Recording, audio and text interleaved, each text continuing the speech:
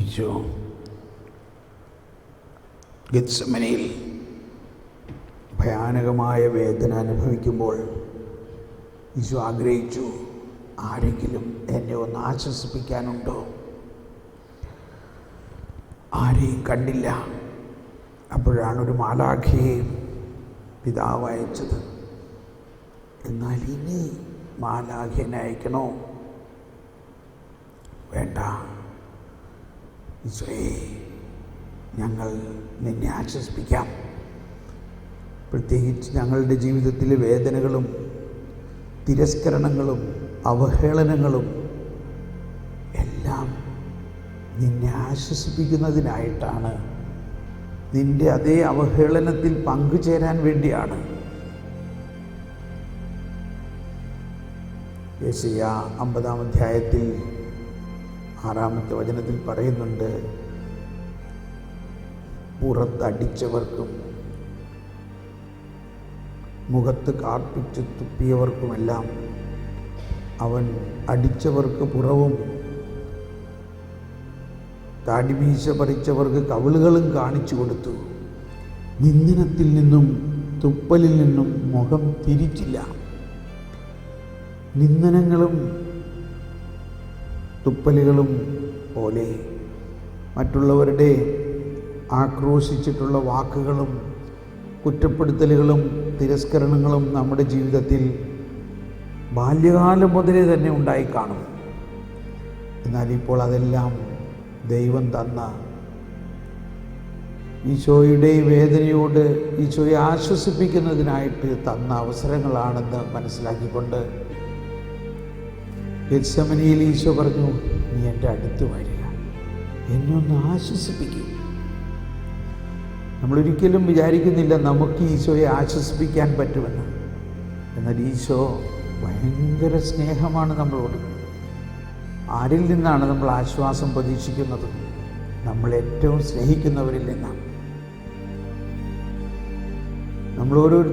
നിങ്ങളോരോരുത്തരും ഈശോയെ ഏറ്റവും സ്നേഹിക്കുന്നത് കൊണ്ടാണ് നിങ്ങൾ വീടും കുടിയും എല്ലാം വിട്ട് ഈശോയ്ക്ക് വേണ്ടി മാത്രം ജീവിതം വെച്ചിരിക്കുന്നത്.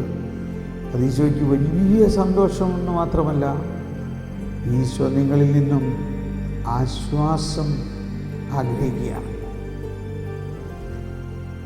ആ മാലാഖ ഈശോയെ തൻ്റെ മാറിൽ കിടത്തി ആ മുഖത്ത് ചോരയെല്ലാം ഒപ്പിയെടുത്ത് മാറ്റുന്ന പോലെ നിങ്ങൾക്കും ഈശോയെ നിങ്ങളുടെ മാറിൽ കിടത്താം. ഈശോയെ ആശ്വസിപ്പിക്കാം. നമ്മുടെ വേദനകളെല്ലാം ഈശോയുടെ വേദനകളോട് ചേർക്കാം.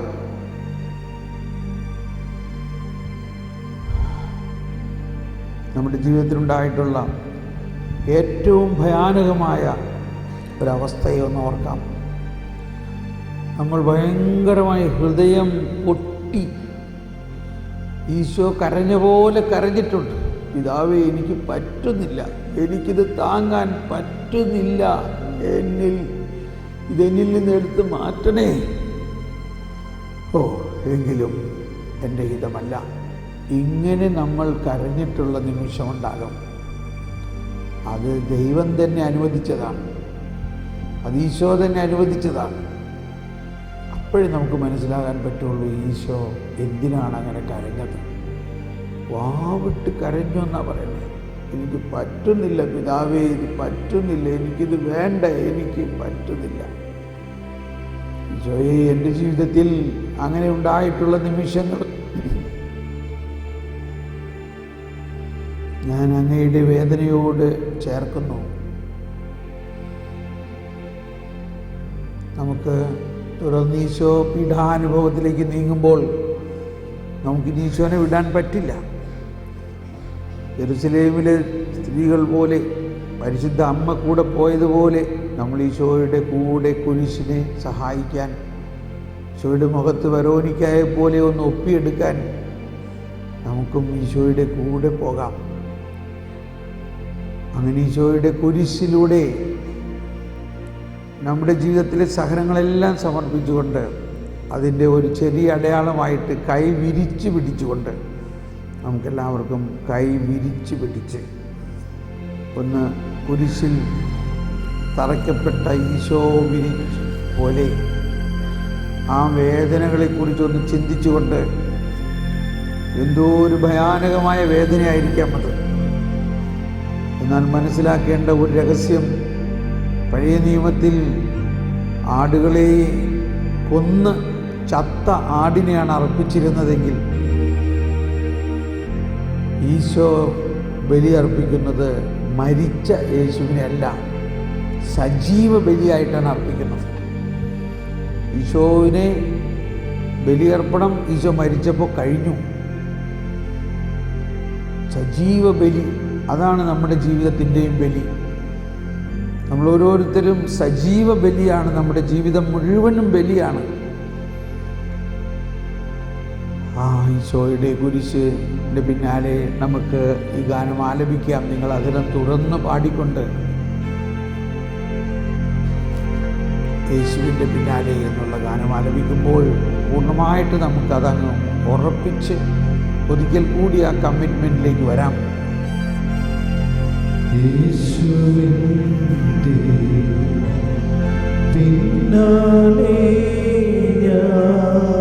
ചേർന്ന് പാടാം.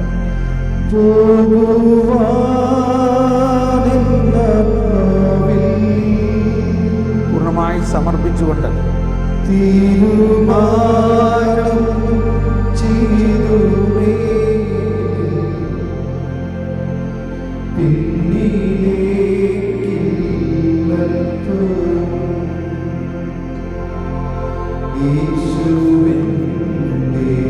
എല്ലാവരും പിന്നാലെ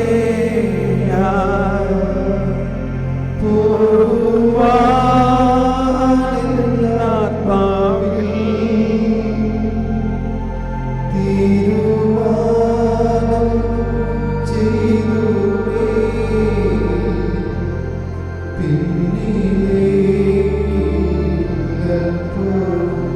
പൂർണ്ണമായി സമർപ്പിച്ചുകൊണ്ട് ലോകമാണ് എൻ്റെ പിന്നിൽ ഒന്നുകൂടി എൻ്റെ പിന്നിൽ ലോകമാണ് എൻ്റെ മുൻപിൽ ക്രൂശം. കൈകൾ വേദനിക്കട്ടെ. ആ വേദനയോടെ മാനം ചെയ്തു മേലിൽ പിന്നിലേക്ക് അല്പം കമ്മിറ്റ്മെന്റ്, സറണ്ടർ പൂർണ്ണമായിട്ട് പിന്നാലെ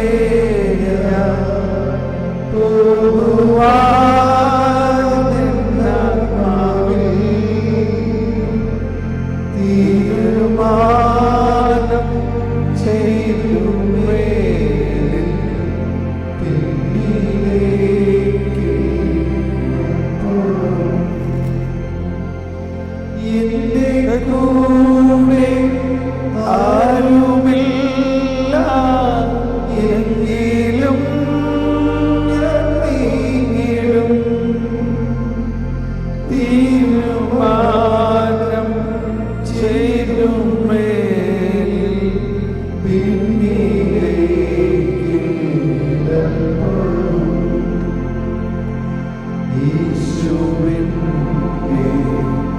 പിന്നാലെ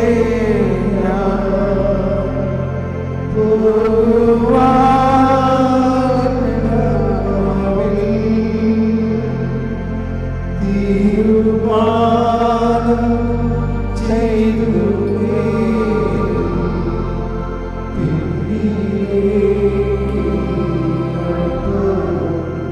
പൂർണ്ണമായി സമർപ്പിച്ചുകൊണ്ട് നമ്മൾ ഈശോയുമായിട്ട് ഒന്നായിരിക്കുകയാണ്. ആർക്കും നമ്മൾ ഈശോയിൽ നിന്ന് അകറ്റാൻ പറ്റില്ല. ആർക്കും പറ്റില്ല. ഒരു പാപത്തിനും പറ്റില്ല. ഒരു പിശാചിനും പറ്റില്ല. ഒരു തിന്മയ്ക്കും പറ്റില്ല. ഈശോയുടെ സ്നേഹം അത്രയ്ക്ക് വലുതാണ്.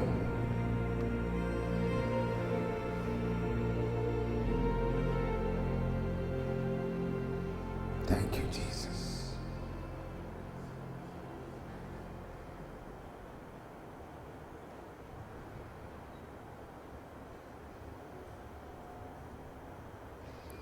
സാവധാനം നമുക്ക് യഥാസ്ഥാനത്തേക്ക് പോകാം.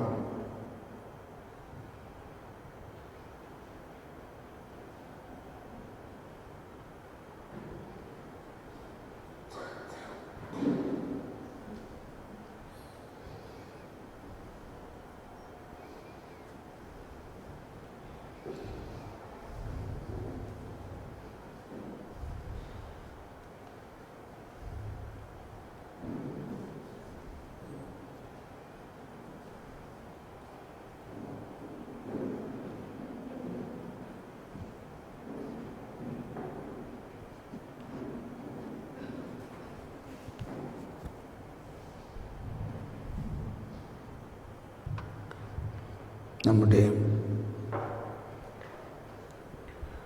ജീവിതത്തിൽ നമ്മൾ കേട്ടു, ഈശോ ജ്ഞാനസ്നാനത്തിലൂടെ വലിയ ജ്ഞാനമാണ് നൽകിയിരിക്കുന്നത്.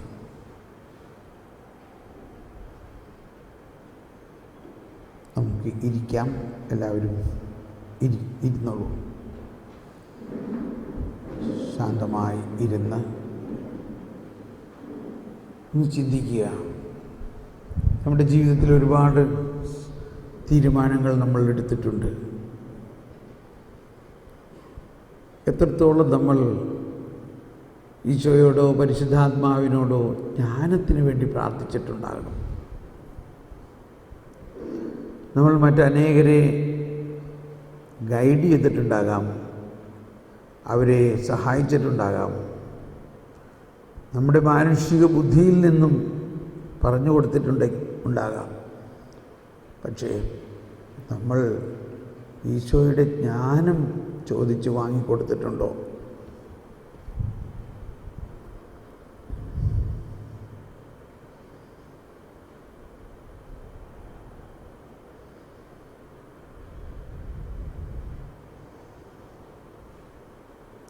ഒരു താലന്ത് കിട്ടിയവൻ അത് കുഴിച്ച് മൂടി തുവാലയിൽ പൊതിഞ്ഞു വെച്ചു. രാജാവ് പറഞ്ഞു, അവനിൽ നിന്ന് ഉള്ളതുകൂടി എടുത്ത്, ഇല്ലാത്തവനിൽ നിന്ന് ഉള്ളതുകൂടി എടുത്ത് ഉള്ളവന് കൊടുക്കുവിൻ. അവന് ഉള്ളവന് കൂടുതൽ കൊടുക്കപ്പെടും, ഇല്ലാത്തവനിൽ നിന്ന് ഉള്ളതുകൂടി എടുക്കപ്പെടും എന്ന് പറയുന്നത് ദൈവത്തിൻ്റെ കൃപകളും ജ്ഞാനവും നമ്മളിലിങ്ങനെ മൾട്ടിപ്ലൈ ചെയ്യും. 5 വീണ്ടും 5, 10 വീണ്ടും 10.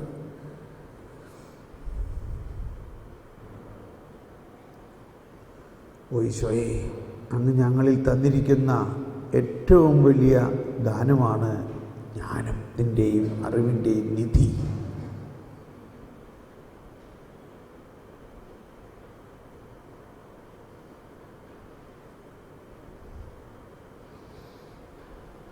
അത് ഞങ്ങളിൽ തുറക്കണമേ. ദൈവിക രഹസ്യങ്ങൾ ഞങ്ങളിൽ വെളിവാകണമേ.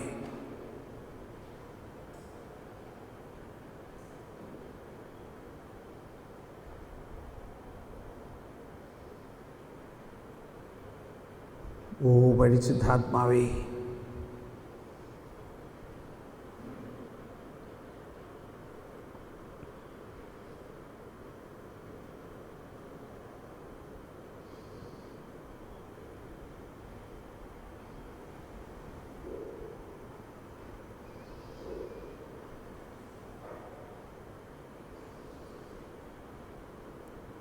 നമുക്ക് അല്പസമയം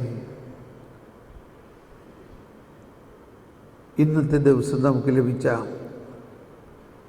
നിരവധിയായ പുതിയ ബോധ്യങ്ങളെ പ്രതി, ഉൾക്കാഴ്ചകളെ പ്രതി ഹൃദയത്തിൽ കർത്താവിന് നന്ദി പറയാം.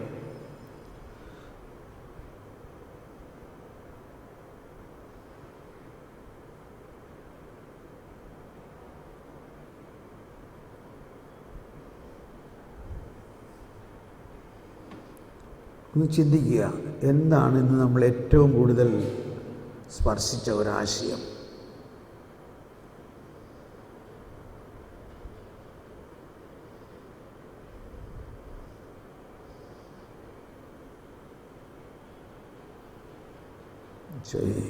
നന്ദി പറയുന്നു, നന്ദി പറയുന്നു.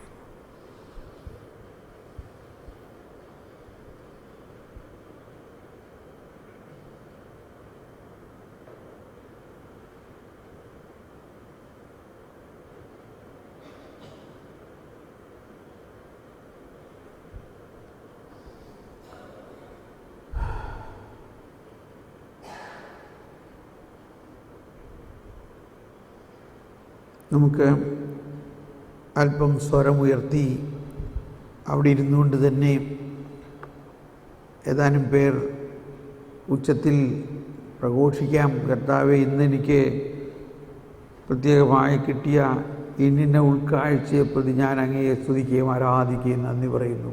ഈ രീതിയിൽ നമുക്കൊന്ന് പ്രാർത്ഥിക്കാം.